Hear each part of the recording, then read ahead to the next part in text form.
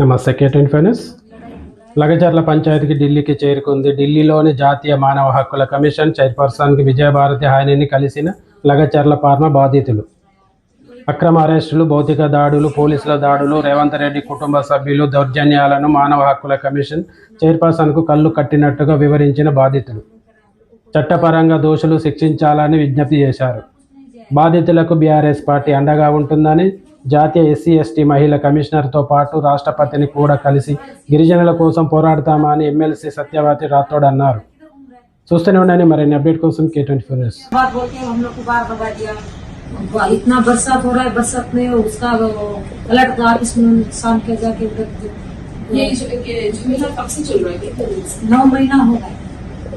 Okay, 9 महीने में आपने बहुत जगह कंप्लेंट दिया, इधर उधर भाग दौड़ किया, इधर आने के लिए भी कोशिश किया पहला।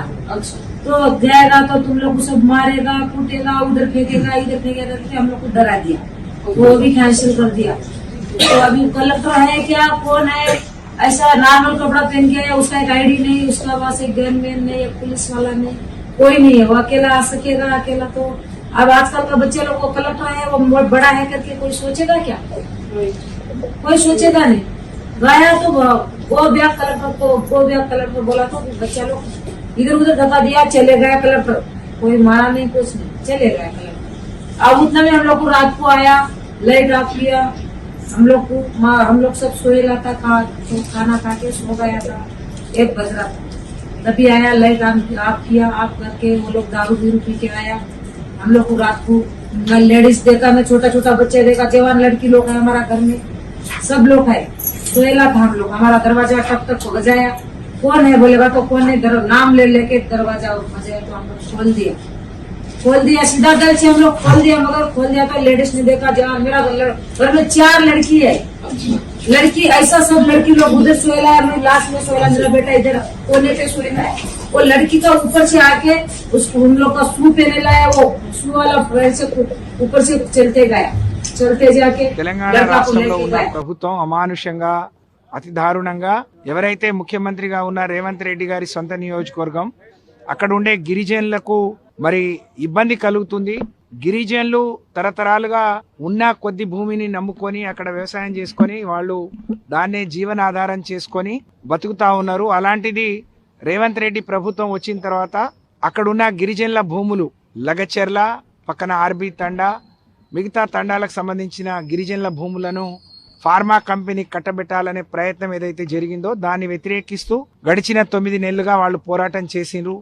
వివిధ స్థాయిలో వివిధ నాయకుల దగ్గరికి పోయి మేము ఇవ్వము, మాకు జీవనాధారమే అది అని చెప్పి వాళ్ళ అభిప్రాయాల్ని చెప్పినా ఆ రోజు అధికారులు వచ్చి వాళ్ళ మీద దౌర్జన్యం చేయబోయి సంతకాలు పెట్టమనంటే కొంతమంది యువకులు కొంచెం దాడి చేసే ప్రయత్నం చేస్తారు, వాళ్ళని నెట్టేసే ప్రయత్నం చేశారు.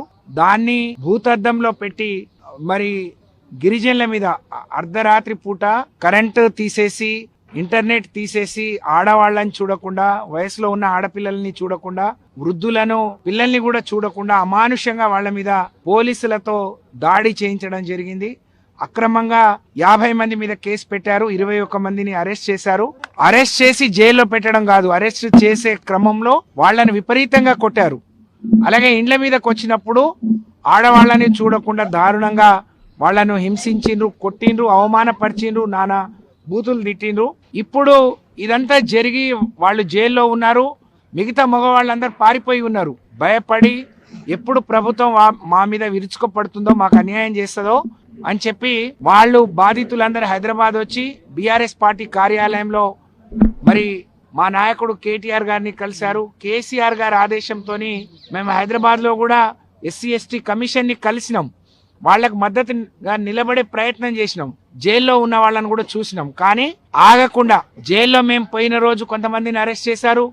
నిన్న వాళ్ళు హైదరాబాద్ లోనే ఉన్నప్పుడు ఇంకా కొంతమందిని అరెస్ట్ చేశారు. రేవంత్ రెడ్డి గారి సొంత మరి బ్రదర్ వచ్చి తిరుపతి రెడ్డి గారు ఇప్పటికీ బెదిరిస్తున్నారు, మీ వాళ్ళు బయటికి రారు, మీ వాళ్ళు దేశం పట్టుకొని అట్లా అడుక్కో తినాల్సిందే, మీ భూములను మేము వదలము అక్కడే ఫార్మా కంపెనీ వస్తది, మీ వాళ్ళందరికి ఉరి శిక్షలు పడతాయి, మీరందరినీ ఆగమైతారు అని చెప్పి బెదిరిస్తున్న క్రమంలో మాకు న్యాయం జరగాలంటే మరి ఢిల్లీలో కేవలం ఢిల్లీ మాత్రమే మమ్మల్ని దేశ రాజధాని కాబట్టి మమ్మల్ని కాపాడుతుంది అనే ఉద్దేశంతో మా గిరిజన ఆడపిల్లలు, కొంతమంది భర్తలు జైల్లో ఉన్నారు, కొంతమంది కొడుకులు జైల్లో ఉన్నారు, కొంతమంది మనవాళ్ళు జైల్లో ఉన్నారు, మిగతా వాళ్ళందరూ పారిపోయారు భయానికి. కాబట్టి వాళ్ళు వచ్చి మమ్మల్ని అడిగితే వాళ్ళని ఇక్కడికి తీసుకురావడం జరిగింది. ఇవాళ మానవ హక్కుల కమిషన్ ని కలిసాం. చైర్మన్ గారు లేరు, మెంబర్ గారు యాస్మిన్ బాషా గారు, సెక్రటరీ గారిని కలిసాం. అలాగే కొద్దిసేపట్లో ఎస్సీ ఎస్టీ కమిషన్ చైర్మన్లను కలవబోతున్నాం, మహిళా కమిషన్ చైర్మన్ ని కలవబోతున్నాం. ఇక్కడైనా మాకు న్యాయం జరుగుతుందని ఆశిస్తున్నాం. ఇంకోవైపు